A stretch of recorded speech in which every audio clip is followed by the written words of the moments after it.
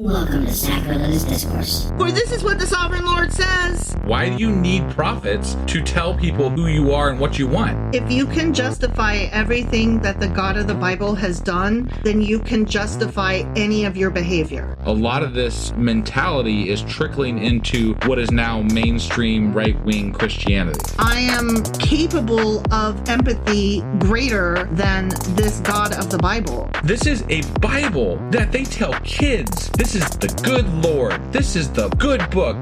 He is fantasizing about murder, mass murder.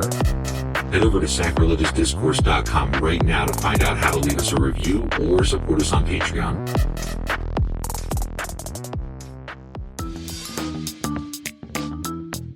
Hey there, sinners and saints. It's your favorite Bible-bashing duo from Sacrilegious Discourse, and we need your help. That's right, folks. We're raising funds for some heavenly equipment and a studio that doesn't sound like it's in the depths of hell. Our current setup, let's just say it's more apocalypse than audiophile. So if you want to hear us dissect the Bible without the background noise of demonic squirrels, chip in a few bucks. We're aiming for $5,000 to upgrade our audio and build a studio worthy of blasphemous banter. Donate today and help us spread the good word of atheism. You can find a link right on our homepage, sacrilegiousdiscourse.com. Every dollar counts. Even if it's from your collection plate.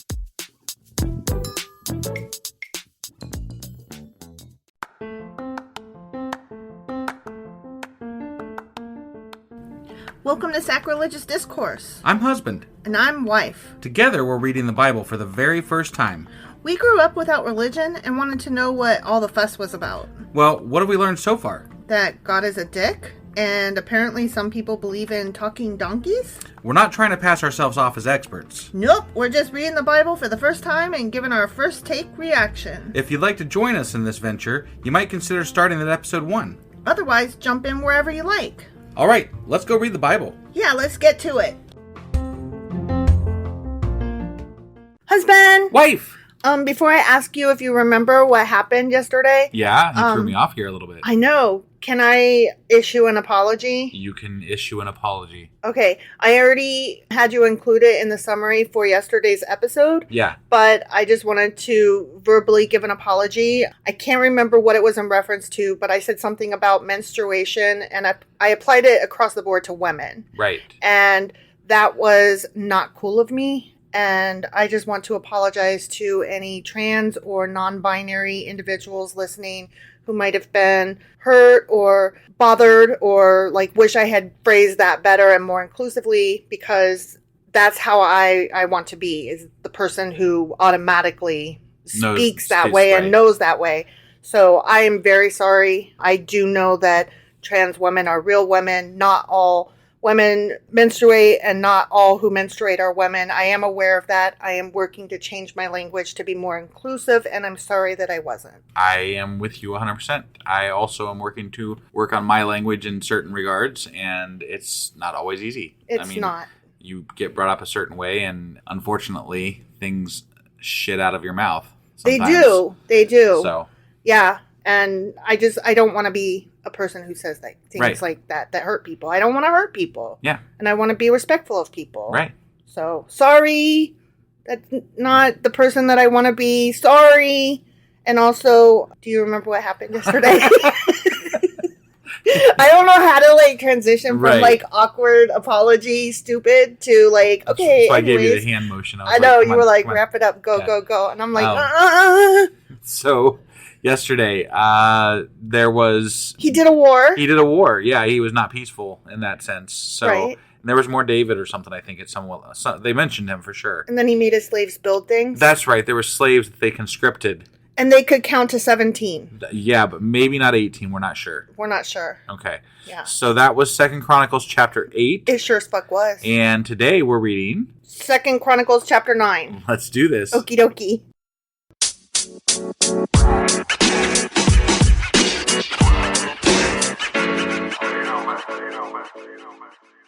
Okay, 2 Chronicles chapter 9. And I'm so excited by this headline. Okay. I'm seriously... You're really excited about it. I'm very excited. Are you ready? I'm ready. When the Queen of Sheba Wow, the Queen of Sheba Yeah. No, makes this is her gonna be finally. exciting. Yeah, Right. she Yeah. comes in at last. Remember, we watched that Supernatural episode where apparently she was maybe a Nephilim or something. Maybe, yeah. That was, But then remember, we were also talking about this a few episodes ago. Like, what did they just skip over Queen of Sheba, or has she not made an entrance yet? In Chronicles, right. You know, we wondered if the Chronicler was going to give her a mention at all. Well, we wondered about Bathsheba. I don't remember talking about Queen of Sheba yet. I thought we did, but you know, I get people mixed up when they have the same first letter. Bathsheba, Queen of Sheba, whatever. Yeah, whatever. Yeah. Anyway, when she heard of Solomon's fame, she came to Jerusalem to test him with hard questions, which, according to Asimov, were what are those called? Parables? Not parables. Riddles. Riddles. That's right. Yeah. Riddle me this, bitch. Yeah. She arrived with a large group of attendants and a great caravan of camels loaded with spices, large quantities of gold, and precious jewels. Because when you go to riddle someone, you got to bring jewels and spices. I always do that, don't you? I mean, jewels and spices every time. I don't riddle people, but okay. Right. No, that's a lie. I fucking love riddles. I fucking love riddles. When she met with Solomon... Oh, I got to interrupt myself. Okay. You know Stephen King's Dark Tower series? I do. My favorite one was... Oh, Blaine the Train. Blaine the Train. And I believe it was the fourth book. Sure. Wizard and Glass. You would know better than I would, so... I'm pretty sure that they spent part of that one on the train. Either Okay. that or it was the third one. It was either the third or the fourth. Yeah, Sure. it was either the Wasteland or Wizard and Glass. But Blaine the Train. And Blaine the Train. And Eddie beat him with senseless riddles. Right.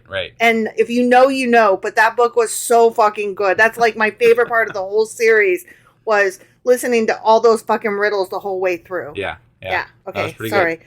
When she met with Solomon, she talked with him about everything she had on her mind. Solomon had answers for all her questions. Because he's so fucking wise. He was the wisest. The wisest motherfucker. He was such a wise ever. ass. Yeah. Nothing was too hard for him to explain to her. Solomon. And of course he had to explain it to her because mansplaining. Right. And women don't know shit. Right. And he's Solomon, for God's sake. God damn it. He's Solomon. When the Queen of Sheba realized how wise Solomon was. So wise. And when she saw the fucking palace he had built with his own two hands and all them fucking pomegranates that he carved out his own self. She was overwhelmed. Yeah, I bet she was. I bet she fainted. I bet she fainted on a fainting couch. Yeah, probably. Yeah. Probably. She was also amazed at the food on his tables, the organization of his officials and their splendid clothing, the cupbearers and their those robes, cupbearers, right? Am I right? and the burnt offerings that Solomon made at the temple of the Lord. That shit was all overwhelming. I mean, he's known to slaughter hundreds of thousands of animals, so... And he could even count as high as 17. Right. I mean, that's pretty impressive. That's so overwhelming. And wise. And overwhelming. It's Very capable. Very capable. Yeah, he's very capable. She exclaimed to the king, "Everything I heard in my country about your achievements and wisdom is true." Oh my. It's true and correct. Wow. I didn't believe what was said. I mean, how could you? It's so ridiculous. Until I arrived here and saw it with my own goddamn eyes. I mean, I'd have to see it. Right? Same. In fact, I had not heard the half of your great wisdom. Wow. Not the half, huh? Not the half. Apparently, news travels slowly.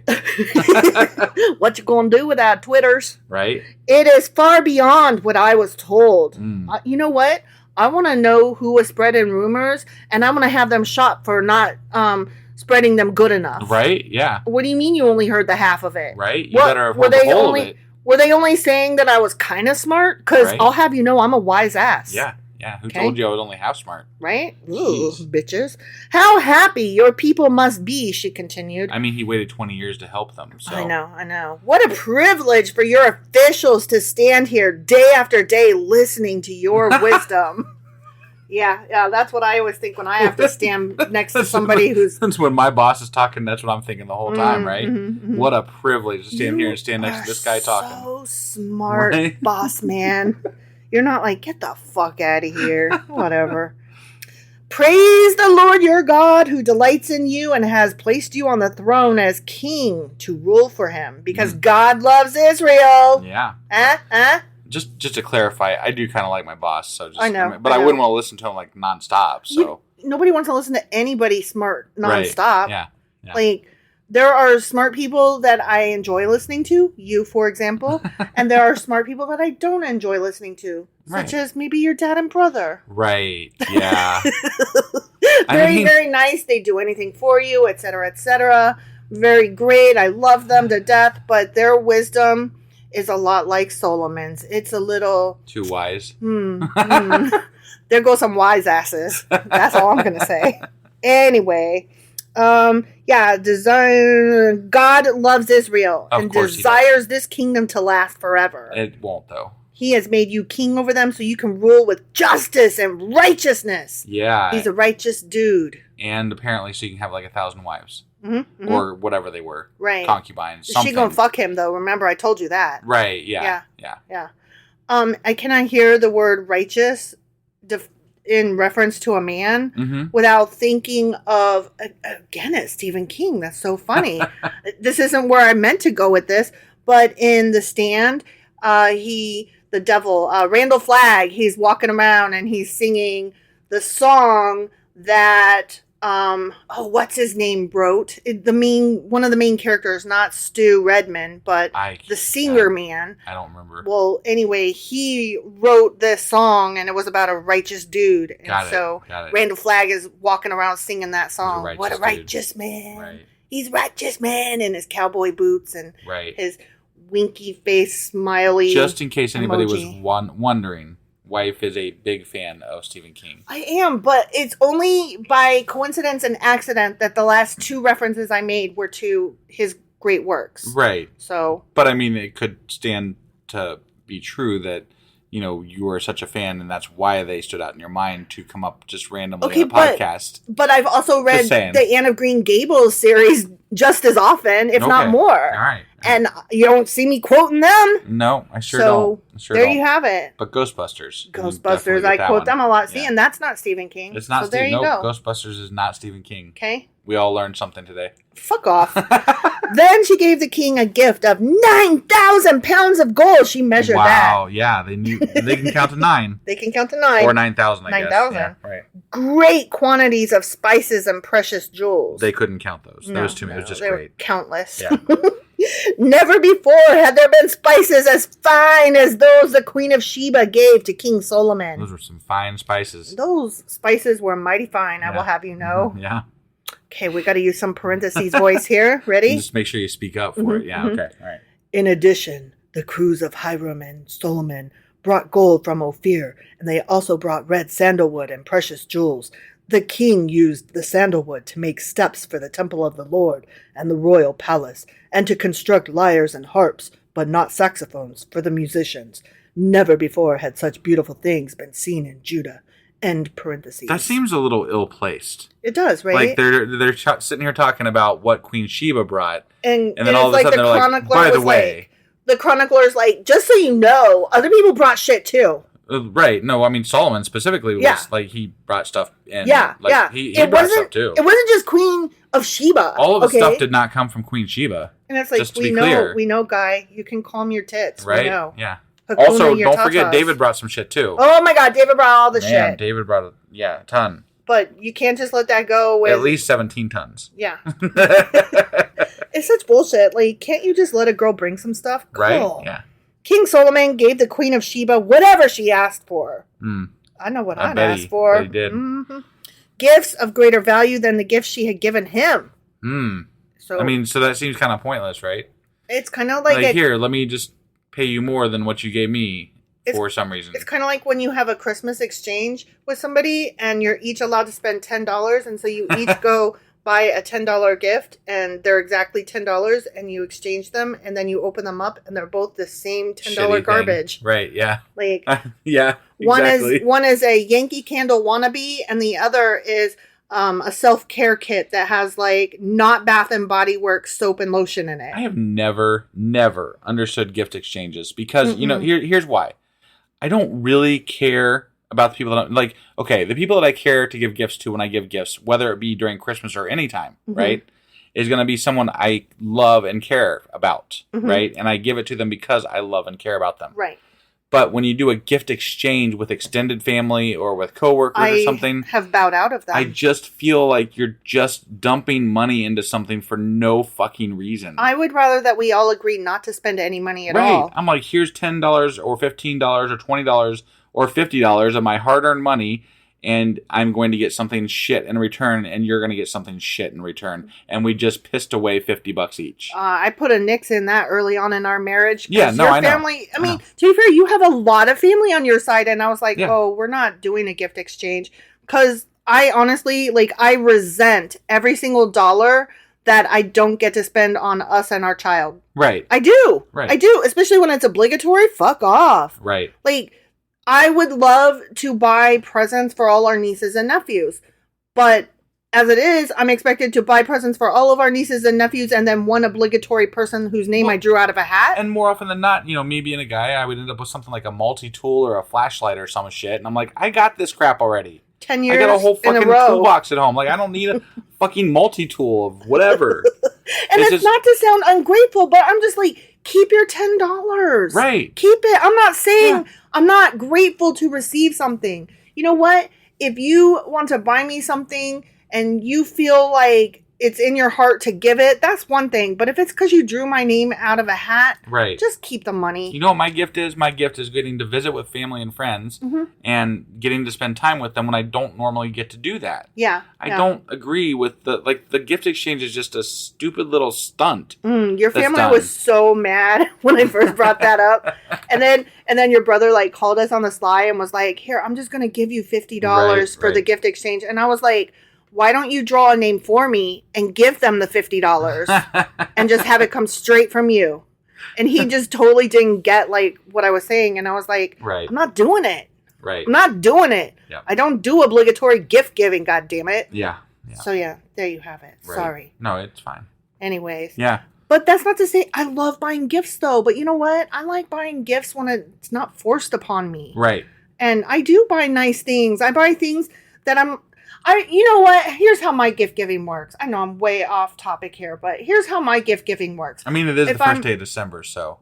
That is true. I'm just saying. I'm like walking through the world, right? Like I'm in a store or I'm on the Amazonians and, just looking at shit, right? Yeah. And I'm like, oh my God, that would be perfect for so-and-so. And it might be like March 3rd.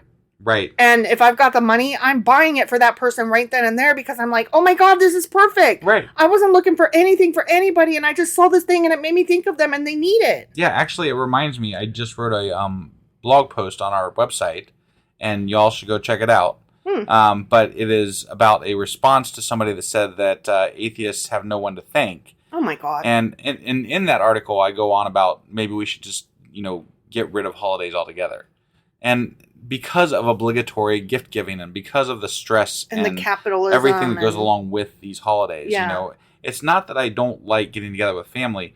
In fact, I like having days specifically where we're all off and can visit with each other.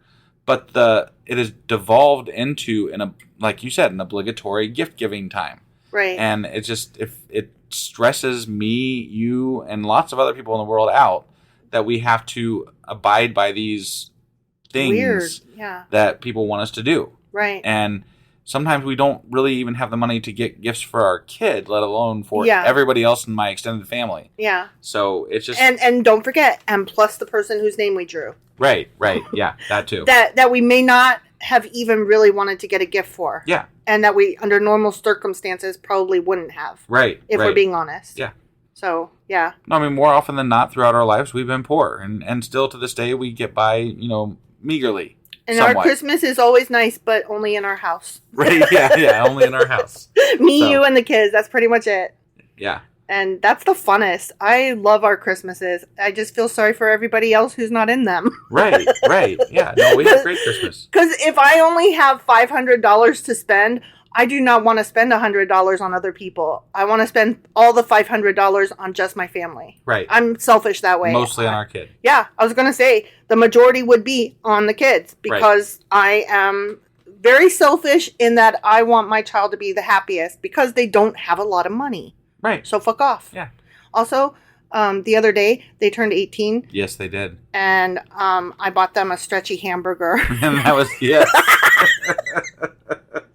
And that is And perfectly. You guys can't imagine the reaction because it was such a great reaction to it. Like, I mean, our child was so happy that they got a stretchy hamburger. It was the funniest because it was so unexpected, and this child loves stretchy toys, to a ridiculous, stupid degree. Right, even at 18. I think it's a sensory thing. I really do. But regardless, so the joy that lit up our kid's face was just, and no, that wasn't the only thing, but they were going to spend their actual birthday at their father's house. Right. And so I couldn't send them away without some small token. We're having the birthday party when they get back. I just had to send them away with something small and fun. And yeah, it was the perfect thing. Yeah. And that's what I mean. You don't have to spend a lot of money, and you don't have to be this obligatory gift giver. You just have to know the people that you love and what's going to make them happy. And that's what I fucking did. Yeah. Stretchy hamburger, y'all. Try it. Yeah. Okay. Back to the Bible now. Bathsheba and all her attendants returned to their own land. Bye-bye. That's all that happened. Yeah. That's all that happened. See you guys. She came, she saw, she riddled, left. Yeah. She left. Yeah. Yeah. Okay. So we're moving on now. We're past her. We're past. Okay. No more Sheba's Bath. No more. I just said Bathsheba. You did, God you damn did. it. Queen of Sheba. Fucking Shebas. That's nothing. Never mind. I was reading a book and one of the characters was Sheba, but it wasn't a Stephen King book. Anyways. Whatever. Each year, Solomon received about 25 tons of gold. Okay. Yeah, approximately. He didn't measure it. It's so much he didn't have to. It was approximately. Yeah. No. This did not include the additional revenue he received from merchants and traders. All the kings of Arabia and the governors of the provinces also brought gold and silver to Solomon. Because he's so fucking wise. Yeah. Yeah. King Solomon made 200 large shields of hammered gold, each weighing more than 15 pounds. We already know this. Mm-hmm. Instead of spending it on his people, just clarifying, he did not use all this gold to spend on his people. No. And make their lives amazingly good. He made good. his house because pretty. he had enough money to make all of their lives amazingly good. Mm-hmm. But he made gold shields. Yeah. So he wanted to make his house pretty. Mm-hmm. Yeah. He also made 300 smaller shields of hammered gold, each weighing more than 7 pounds. Mm. The king placed these shields in the palace in the forest of Lebanon. Okay. Then the king made a huge throne, decorated with ivory and overlaid with pure gold. Oh my God. The throne had 6 steps with a footstool of gold, so they can count to 6. Right. Who needs a fucking footstool of gold? I don't know. Eat my whole entire ass. Yeah. There were armrests on both sides of the seat, and the figure of a lion stood on each side of the throne. Yeah. You gotta have the lion. Right. There were also 12 other lions, one standing on each end of the 6 steps. To represent the 12 tribes of Israel, probably. I bet you're probably right, yeah. Mm-hmm. No other throne in all the world could be compared with it, exclamation point. None, even though they haven't been anywhere outside of the Middle East. Yeah, yeah. So, no other throne. Not in the whole fucking world. They know. Not in the whole world. They've seen the Incans land, and they know that that's not good there. Mm-hmm. They've been all over Egypt. Everywhere. Yeah. They know all about the Mayans. And, right, yeah, totally. Yeah, no other throne was that pretty. 0. Yep. Even though their god was just only of their little corner of land. Right. They'll be the ones to tell you what's pretty. Yeah. Fuckers. Mm-hmm. All of King Solomon's drinking cups were solid gold. I don't recommend drinking out of a solid gold cup, y'all. Right. As were all the utensils in the palace of the forest of Lebanon. They were not made of silver, for silver was considered worthless in Solomon's day! Exclamation point. My God. This is ridiculous. Right. Get over yourself. The king had a fleet of trading ships of Tarshish. Why didn't he make his fleet of trading ships made out of gold? Wonder. Why didn't he just make? Why. He could have just gold plated the ships. Why didn't he make the ocean out of gold? Right? Yeah. He had a sea. He could make the ocean out of gold. Yeah. Why didn't he just pour gold into the streets? Why didn't he just coat all of his people in gold? Right. Yeah. Ugh. The king had a fleet of trading ships of Tarshish, manned by the sailors sent by Hiram. Once every 3 years, the ships returned, loaded with gold, ivory, silver, apes, and peacocks. Wait, I thought they just said silver was worthless, so why would they worry about silver? I think they were overstating their case a little. Okay. It wasn't worthless. Okay. It just wasn't as good as gold as all. It was worth transporting, apparently, so, yeah. So King Solomon became richer and wiser. Richer and wiser, Transporting gold into your bank makes you wiser? I don't see the correlation there. That would make like Jeff Bezos one of the wisest people on the planet, and same thing with Elon Musk, right? And I know that to be false. True. Right, that is absolutely false. Yeah. That would mean that Trump, because he's got a gold ass toilet. No, he's actually pretty much not rich. But he has lots of gold. He does have lots of gold. And I know for a fact he is not wise. It's for his little pea brain, because I know he's not wise. Right. Just saying. Mm-hmm. So he became richer and wiser than any other king on earth. That indicates, do you think he read encyclopedias? Because I do a lot of reading. They didn't even have encyclopedias back then. I'm just saying, how did he become wiser and wiser and wiser? They're equating wisdom to they're equating wisdom with money. That's so stupid. Yeah. It's so childish and gross. And that's different in the Bible how from what we've read? It's just pissing me off. Well, yeah. I mean, obviously. I didn't take my pills this morning, and it shows. Kings from every nation came to consult him and to hear the wisdom God had given. Oh, my phone just died. Oh, that's not a good thing. No, it didn't. Oh, it just turned off the brightness thing. I'm at 5%. So, oh, shit. You got a cord? It's in there. Oh, okay. Well, you read. Okay. Yeah. Hey. He became richer. Kings from every nation came to consult him and to hear the wisdom God had given him.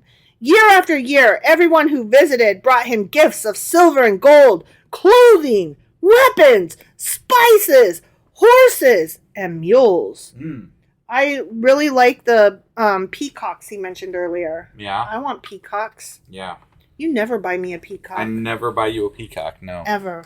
Solomon, I do go get your charging cord in the middle of a podcast because your phone's dying. I thought we were going to edit that out, but I guess we're not. No. Well. Solomon had 4,000 stalls for his horses and chariots, and he had 12,000 horses. He stationed some of them in the chariot cities, and some near him in Jerusalem. He ruled over all the kings from the Euphrates River in the north to the land of the Philistines and the border of Egypt in the south. The king made silver as plentiful in Jerusalem as stone. That's awesome. You're still trying to find a plug. And valuable cedar timber. Whew, you just made it because I was down to 3%. Almost died. And valuable cedar timber was as common as the sycamore fig trees that grew in the in the foothills of Judah. Okay. Sorry. Yeah. Solomon's horses were imported from Egypt and many other countries. Okay. Just so you know. Right. I mean, that's important. Uh-oh. Dude about to die. Here we go. Oh, man. The rest of the events in Solomon's reign from beginning to end are recorded in and also in that book and this book. Yeah, those books. Concerning Jeroboam, son of Nebat. Okay. Solomon ruled in Jerusalem overall, Israel, for 40 years. 40. Yep. Not 41. Is he going to leave all the bad shit out at the end? Mm-hmm.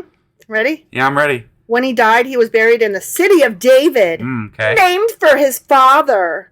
Then his son Rehoboam became the next king. The end. So they're going to leave off the whole... Like, there was a whole chapter of him doing shit. Like, and having thousands of wives. Right. Like... No, we don't need to worry about that. He just leaves that bit out, huh? This is Second Chronicles. We don't need to worry about that. I know. This is like the pretty edited, version. Pretty version, yeah. I'm not approving of this. Like, I don't think this is okay. No, this is not the way you summarize something. Right. You include the good and the bad. You know what? You include the good and the bad, and when you're bad, you apologize for it like I did. Sure, okay. It's already in the Bible, right? Mm-hmm. Like, if you're going to put this in there also, which I know, he didn't know it was going to go in the Bible next to this other shit, so whatever. Right. But, like, there needs to be, somebody else should have added an addendum to be like, this is why this happened and there, and this is what happened, and blah, blah, blah, blah, blah. Yeah, P.S. Right? Yeah, right. P.S. He was kind of a shitbag in the last chapter over there, so, like, this is what actually happened, and it wasn't as bad as it seemed because of this. Like, be an apologist, whatever. Sure. But say it. Like, don't just pretend it didn't happen, because we already read that it did fucking happen. Right. So you can't tell us it didn't. I mean, they're not telling us it didn't. They just don't say it, It's lies by omission. Right. It's kind of bullshit. I don't think he was wise. What do you think? I don't think he was wise either. I think he was just rich. I think he was just rich. Yeah. But I guess we'll never know because we can't riddle him. That was so stupid. It really was. All right. That was 2 Chronicles chapter 9. Sure as fuck and was. tomorrow we will be back with... 2 Chronicles chapter 10. We'll see you guys then. We'll have a charged up phone even. Mm-hmm.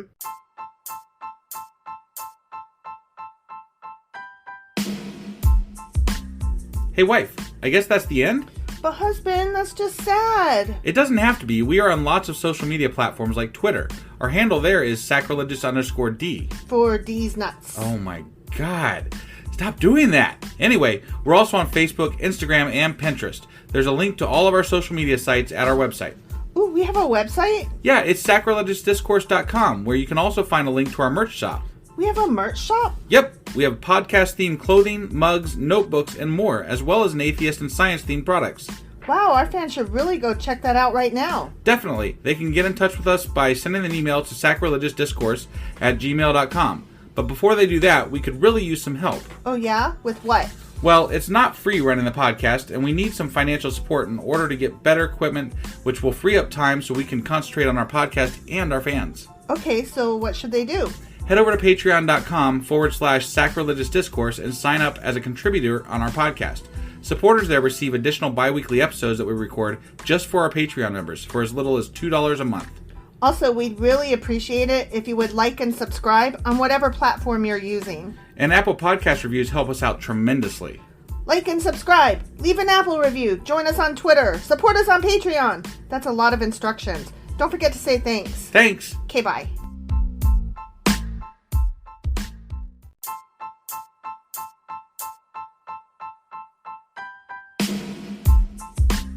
Hey wife, I guess that's the end? But husband, that's just sad. It doesn't have to be. We are on lots of social media platforms like Twitter. Our handle there is sacrilegious_D. For D's nuts. Oh my god. Stop doing that. Anyway, we're also on Facebook, Instagram, and Pinterest. There's a link to all of our social media sites at our website. Ooh, we have a website? Yeah, it's sacrilegiousdiscourse.com, where you can also find a link to our merch shop. We have a merch shop? Yep, we have podcast-themed clothing, mugs, notebooks, and more, as well as an atheist and science-themed products. Wow, our fans should really go check that out right now. Definitely. They can get in touch with us by sending an email to sacrilegiousdiscourse@gmail.com. But before they do that, we could really use some help. Oh yeah? With what? Well, it's not free running the podcast, and we need some financial support in order to get better equipment, which will free up time so we can concentrate on our podcast and our fans. Okay, so what should they do? Head over to patreon.com/sacrilegious discourse and sign up as a contributor on our podcast. Supporters there receive additional bi-weekly episodes that we record just for our Patreon members for as little as $2 a month. Also, we'd really appreciate it if you would like and subscribe on whatever platform you're using. And Apple Podcast reviews help us out tremendously. Like and subscribe. Leave an Apple review. Join us on Twitter. Support us on Patreon. That's a lot of instructions. Don't forget to say thanks. Thanks! Okay, bye.